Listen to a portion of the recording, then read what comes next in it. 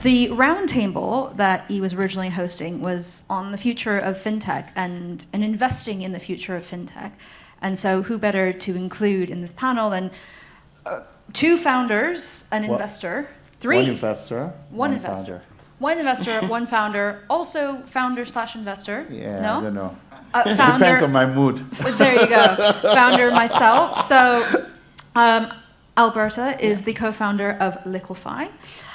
You already know as the founding partner of Future Africa, and former hits including co-founding Flutterwave and Andela, and Dotun general partner at Ventures Platform. So we're going to kick things off talking about investing in the future of fintech. And I think earlier I joked about the fact that I wrote my master's thesis on innovation in Western core banking. And Boye, you talked about COBOL and how you're still speaking to banks who are, still keeping their COBOL going. They're pulling people out of retirement. They're using IBM mainframes still to keep their day-to-day processes running. And in the very end conclusion of my master's thesis, I wrote that actually there is so much interesting things happening in the rest of the world. We're actually very lucky. We're in the UK, we're not in the US. I think in the US, speaking as an American, by the way, we get really excited about the fact that we're finally going to have real-time payments with FedNow, which has taken decades to get us here, whereas in Brazil, Pix has just surpassed 42 billion transactions, right? You talk about M-Pesa has been around for decades now. We talk about Aadhaar in India and UPI and what that's allowed us to do in terms of financial inclusion and access and growing wealth and everything beyond. So why don't I start with the founder on the panel, Alberta? What about the moment right now made you want to found Liquefy, and why was it the right time based on what's already been built?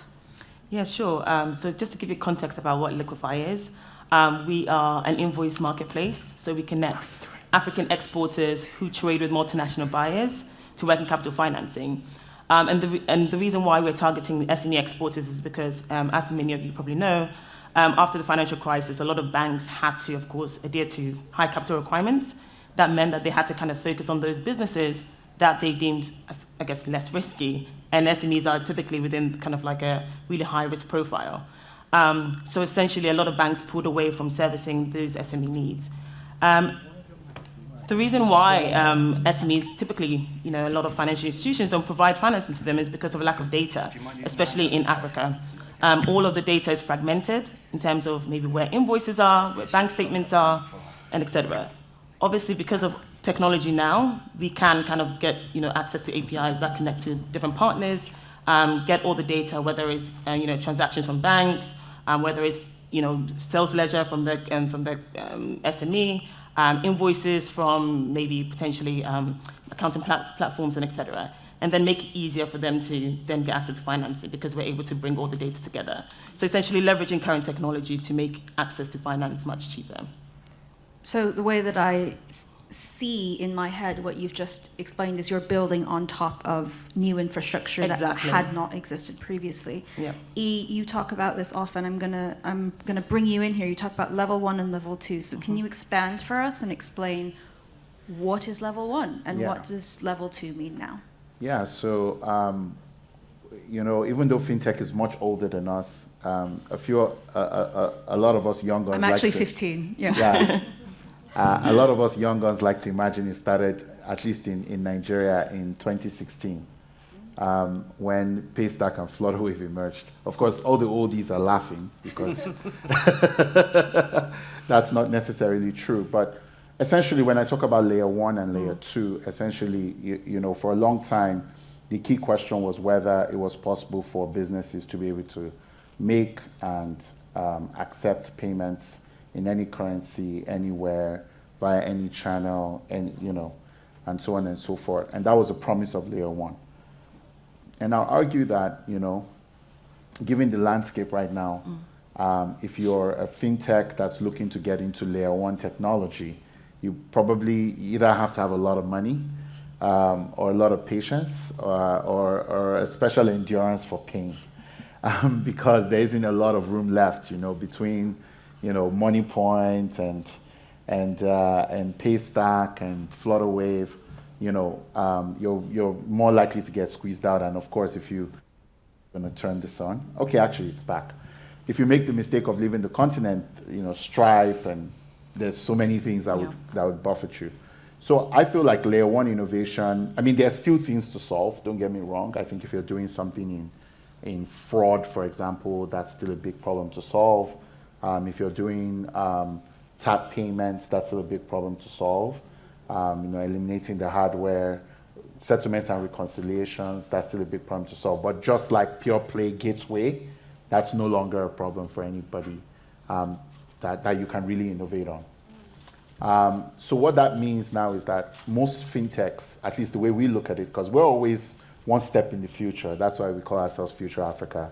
So where we're now seeing quite a bit of looking for companies is now on the layer 2. So the question is, now you have payments, what next? How are you going to disrupt or democratize up the chain? And that's where we're seeing some interesting applications show up in the asset management space. We're seeing interesting applications show up in the credit space.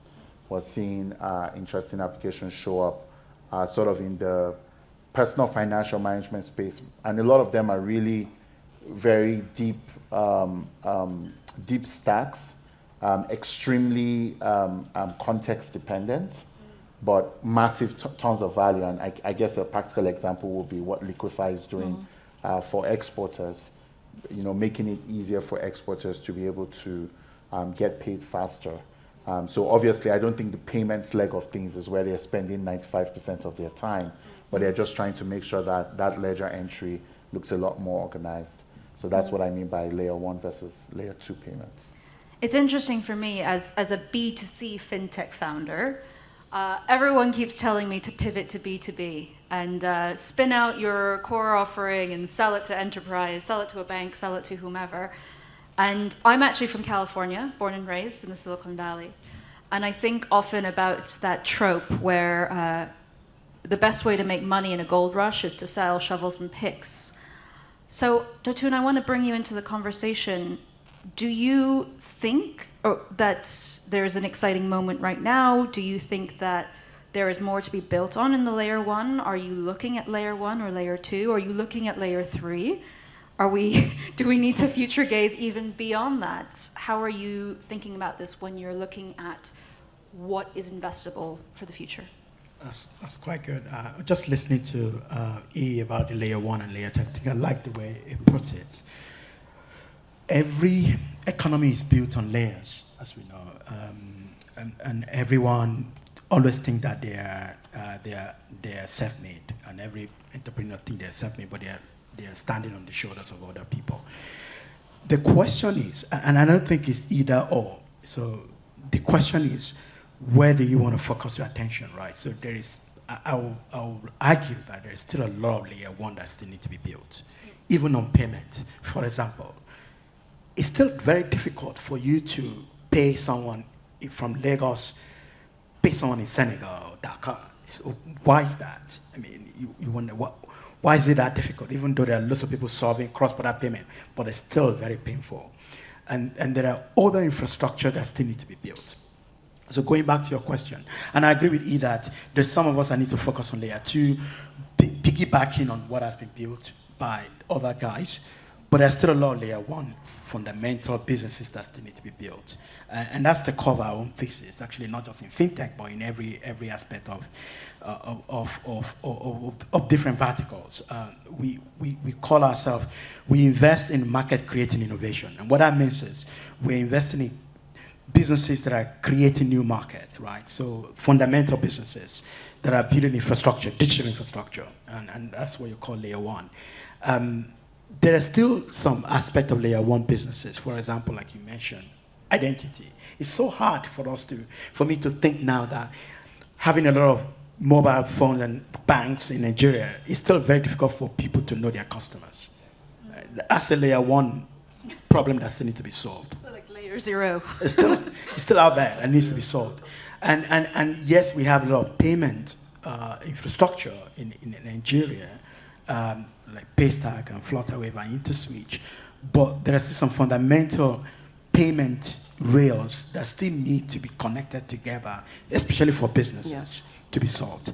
And so we focus a lot on that. And having said that, we still look out for other people that are building on layer 2. For example, one of our business is, I used to say this, Paystack was one of the businesses that we invested in in our syndicate. Without Paystack, we're not going to have half of our portfolio. So like PiggyVest or Rice, those businesses will not exist without Paystack. So we still invest in those layer 2 businesses. So where is the opportunity?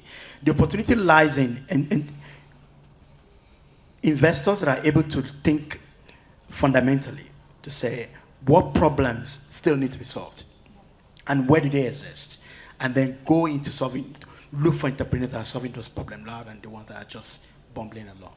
Yeah. Phil, I want to bring you into the conversation here. As the founder of Lightbox and with your knowledge in the wealth space, how do you view layer 1 and layer 2? Because there's some really interesting kind of wealth as a service businesses being spun out. We had the earlier question about will the Jane Streets and the BlackRocks, start to accumulate all of these assets under management, or is there a world in which actually a Bloom Money customer can actually build wealth within their own individual offering? So how do you view layer 1 and layer 2 from the lens of wealth? Well, firstly, it's complex. That question was, there's a lot to unpeel there. So let me start by saying that a core banking proposition is as important for someone with $10,000 as it is for someone with all of the privileges. But at the same time, though, there is a difference from the way that the owner of their capital views and regards the risks associated with those propositions. And I think we have to understand that you've just thrown out the name BlackRock. This is a very reputable and enormous organization running trillions of dollars. That receptivity for example, investment management or to run highly complex products would be very high. I mean, from an high net worth perspective. But at the same time, the flexibility, the customization, the velocity, the accessibility, the freedoms that come, I think, with some of the versatility associated with the fintechs is higher. And they know that. But it's about making sure that as you run and manage your risk, in the overall portfolio that you have, that you can sufficiently benefit from the value of both of those. So it's not to be cryptic, but what I'm trying to get at is that there is a market for both. It's not just not one or the other. Now the challenge though, as you go to level 5, 6, is that break. It's that lift-off point. It's the point at which you are no longer recognised and seen for that, because a lot of and I don't respectfully, I don't know your businesses as well. I would love to know more about them. I think we are talking about volume of clients here versus volume of capital here, and most of my comments were directed towards those that are in a more privileged position, that have the access to be able to do a lot more, let's say, customized, people-led, human-led. There's a degree. I mean, there's clearly an ever-increasing need for safety. Surveillance, trust, as I mentioned in wealth, is a hugely important point. But there is that contrast between one end and the other end. And so as you develop as a company, you have to, I think, to a certain degree, attach yourself somewhere, or you have to deploy a very clear distinction in segments and segmentation with nice branding, etc., to avoid the appearance of trying to meet everybody's needs. Because actually, That's a lot of people. And it's a lot of people that trying to be, I used to use this expression in my old company, do you want to be something for everyone, or do you want to be everything to someone? Oh, I love that. Yeah. Yeah. By the way, this is a completely spontaneous panel, so the panel has no idea what I'm going to ask them. I don't even know what I'm going to ask them. But one of the things that strikes me as very important to us in this industry of financial services is regulation. Mm-hmm. So we talked about consumer duty in the previous panel, and we see in the US the Consumer Finance Protection Bureau, I always get it wrong, are really starting to care more about the end consumer.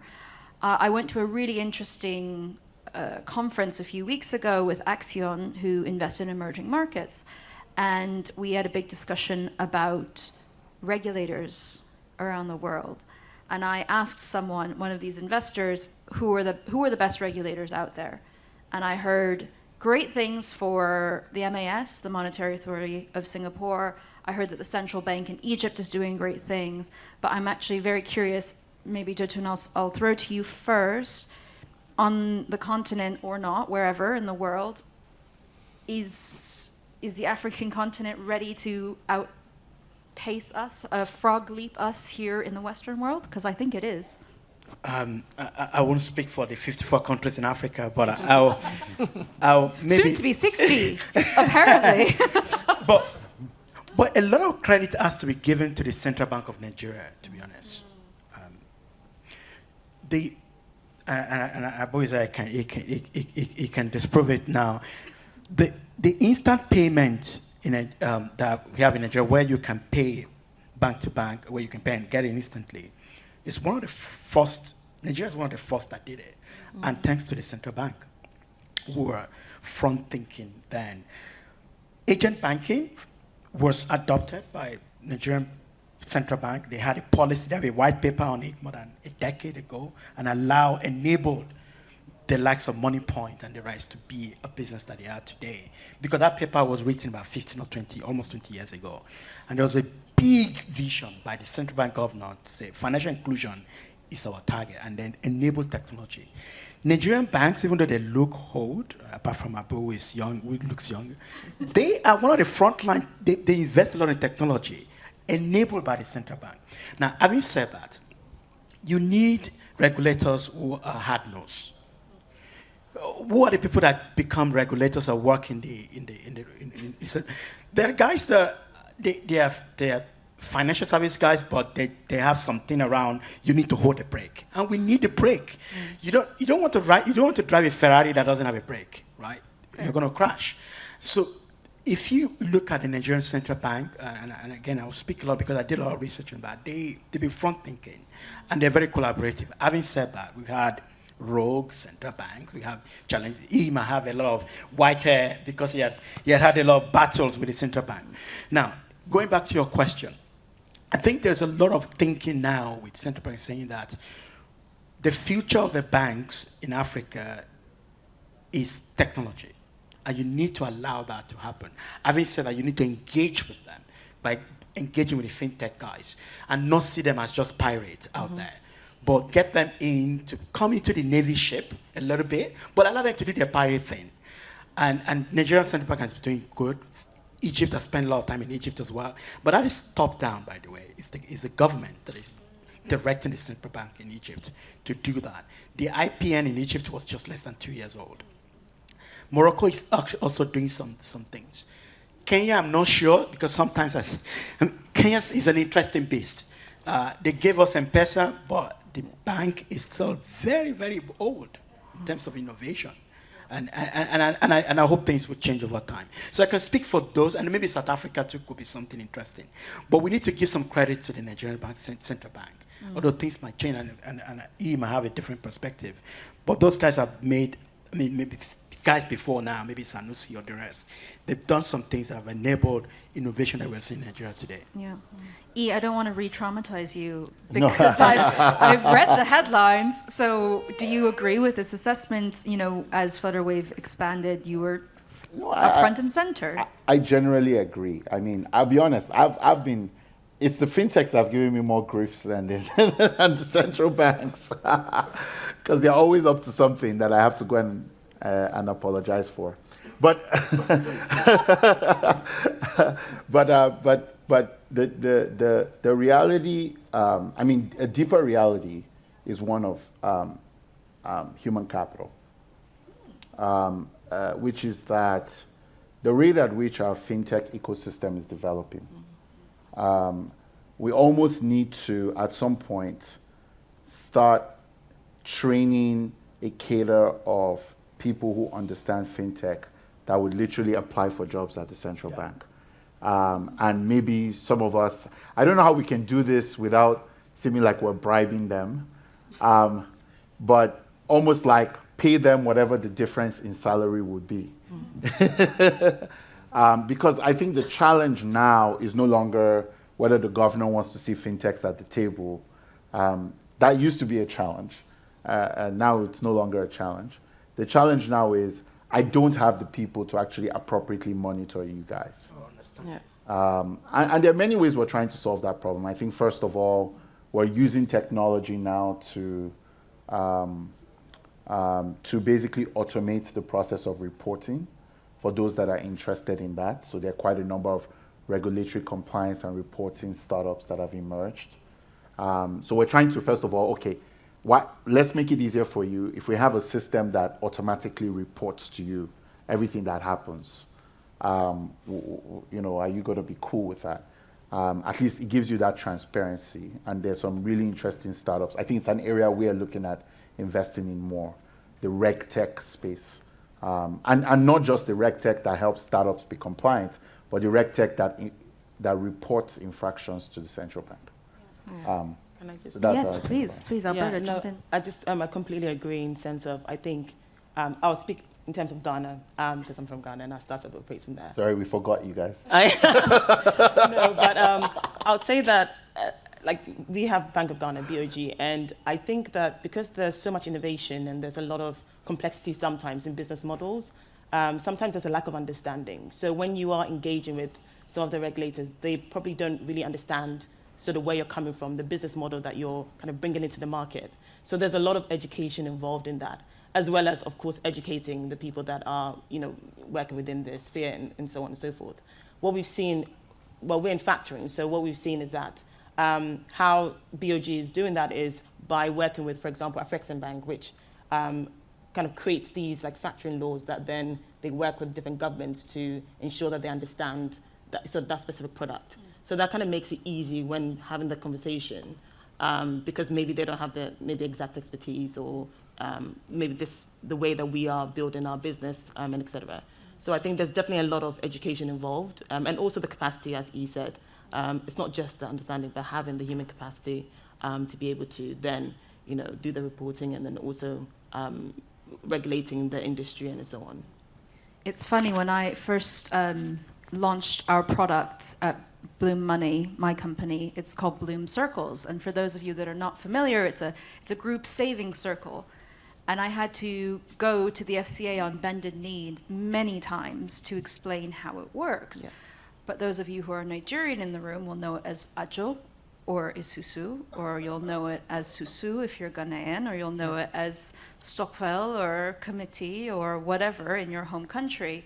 But it was really, really difficult to get them to wrap their brain around why would anyone do this? Mm-hmm. What do you mean that people come together in a multiplayer way to build something like this? So I wanna wrap up so that we can all enjoy some time together with some future gazing. So Phil, I'll do the lazy thing and I'll move down this way. Mm-hmm. Phil, I'll start with you. You talked about this perfect world of almost dynamic investment and what the customer wants as their needs, as their jobs to be done and products speak, as their goals change. So looking forward, perhaps level 3, I'm constantly told just add AI to your pitch deck and you'll increase your multiple by 5 times.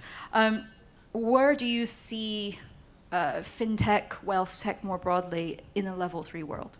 Yeah, so I think there's a real danger here with round pegs, square holes, and technology being, the answer to everything. It really just satisfies a problem. We have to remember that everything that we are seeking to solve here are real life problems, and if you don't have a real life problem, then you don't have a business. So I think, is there an application of AI for just about everything? I suspect there probably is these days. I mean, I think we need to discuss in all seriousness where we don't see AI having some kind of an effect. But that's an opportunity. There's a gap, and there's a big gap because client expectations are not being met. That's very clear in my sector. It's very clear. Things are too complicated. It's not simple enough. It's not smart in many cases in the way that it could be a lot smarter. And I also think, going back to my industry as wealth, which is so based on that fundamental premise of trust, that we have got to protect all of ourselves here, because it only takes for a few that don't understand the importance of data surveillance, data privacy, security, anomaly detection. They're not doing these things, and whole industries, by the way, can get brandished as all of these guys are in the same camp, and I think that's a problem for us to think through. But I think the world I'm envisaging is simpler, safer, smarter. Say no to generic. Say no to generic. That's my one of our taglines at the company, and really try to put yourself in the shoes of the client looking outwards, and a bit more of that supply dynamic being retrenched, and a bit more demand dynamic coming into the business models. I love that. So no more one size fits all. E, you talked about reg tech, you talked about compliance. Never thought I would hear someone excited about investing in reg tech and compliance, but what does your level 3 look like, future gazing?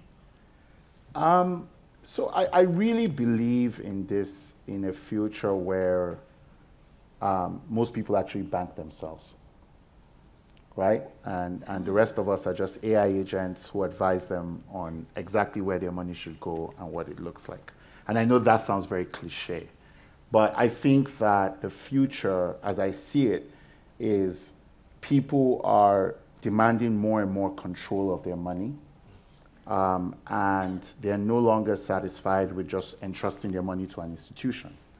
And so the banks of the future are more likely to be software companies than actually financial institutions. And this is probably maybe another 20, 30 years from now, just because, when you think about what's going to happen over the next 5 to 7 years, people are now, getting very used to a high yield world, right? And the thing about yield is once you get addicted to it, you want more. They're coming out of this world where it wasn't such a high yield world. So they were happy to trust their money to banks when putting your money in a bank was, didn't matter. But now, I see people, for example, a lot of my clients, I call startups my clients, so forgive me. A lot of my clients are making a steady move, moving their wallets away from banks to asset managers, and saying, well, I like the money in my wallets to earn interest, and that's just a gradual move, right? Very soon, they're going to want to be able to invest their money in whatever they think will work, and we already know that there are interesting models for doing that with DeFi, right? Which will still come back, right? I think crypto is crazy right now because there's a lot of noise, but I think the fundamental technologies are really building us to a world where basically you're self-banking. And I think that's the future. Everybody should prepare for that. And the most important thing in that world will be ensuring that government has the tools to keep you safe. Yeah. I love it. Dotun, is the future that I can seamlessly make a payment from Nigeria to Cote d'Ivoire, or is it something else? That would be an output, actually. The future I'm saying is a little bit more was simpler than that, actually.